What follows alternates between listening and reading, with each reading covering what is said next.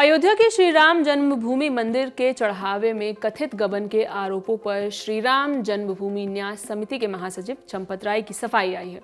उन्होंने मंदिर के ऑडिट को लेकर पूरी बात सबके सामने रखी है। ट्रस्ट के महासचिव चंपत राय ने किसी भी तरह की गड़बड़ी से इनकार किया है। उन्होंने बताया है कि हुंडी का ऑडिट कब और कैसे किया जाता है और इसमें कौन कौन लोग शामिल होते हैं। सज्जनों, श्री राम जन्मभूमि तीर्थ क्षेत्र अपने भिन्न भिन्न कार्यों का ऑडिट समय समय पर करता रहता है। हुंडी काउंटिंग कमरे का ऑडिट भी होता है। हुंडी काउंटिंग कमरे का ऑडिट राम जन्मभूमि तीर्थ क्षेत्र के न्यासीगण, कार्यकर्ता और स्टेट बैंक के कर्मचारी मिलकर करते हैं। ये कार्य कई दिनों तक चलता है। यही कार्य आजकल हो रहा है।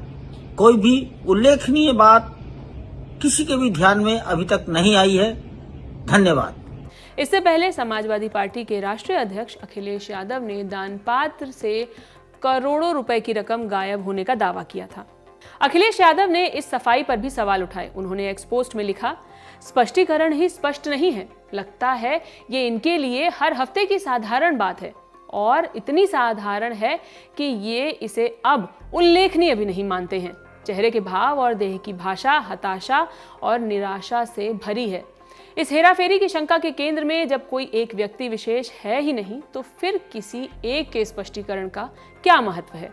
अखिलेश यादव ने चंपत राय के बयान की टाइमिंग को लेकर भी सवाल उठाए हैं। उन्होंने लिखा, ये भी स्पष्ट किया जाए कि 40 सेकंड का स्पष्टीकरण आने में इतने घंटे क्यों लगे और स्पष्टीकरण के नाम पर 1 मिनट बोलना भी भारी क्यों पड़ रहा है। प्रदेश सरकार की चुप्पी की तरह ये सफाई भी संदिग्ध है।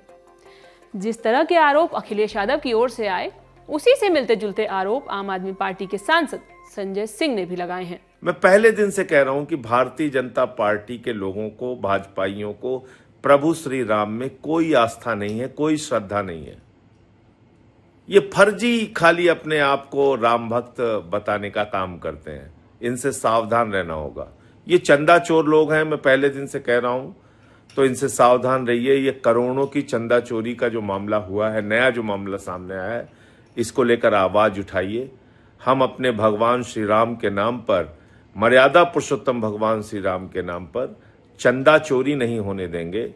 इन आरोपों के बीच अब ये जानते हैं कि राम मंदिर में चढ़ावे की गिनती की व्यवस्था क्या है।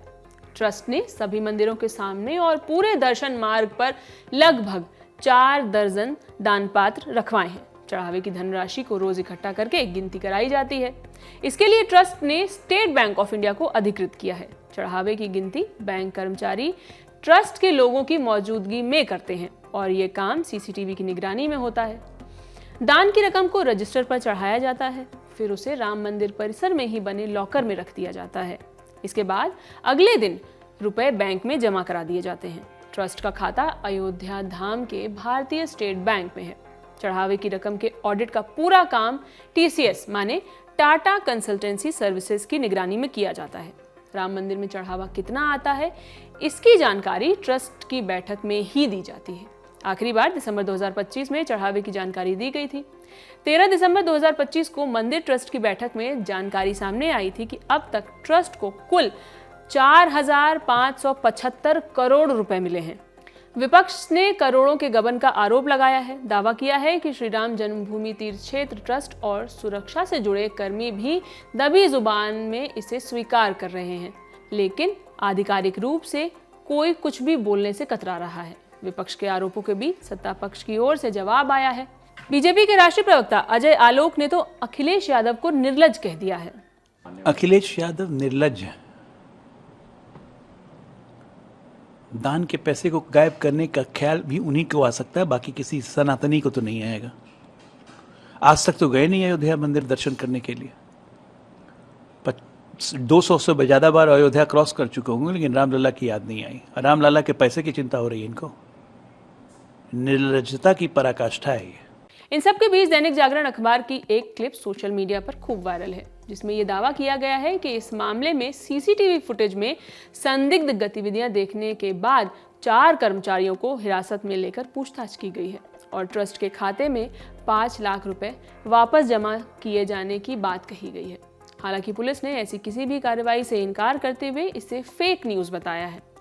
अब सत्ता पक्ष के अपने दावे, मंदिर प्रशासन की अपनी दलीलें हैं और विपक्ष के अपने आरोप हैं।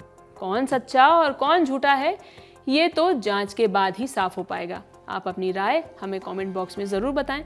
खबर लिखी है मेरी साथी सुप्रिया ने, मैं हूं शिवानी। बने रहिए हमारे साथ। शुक्रिया।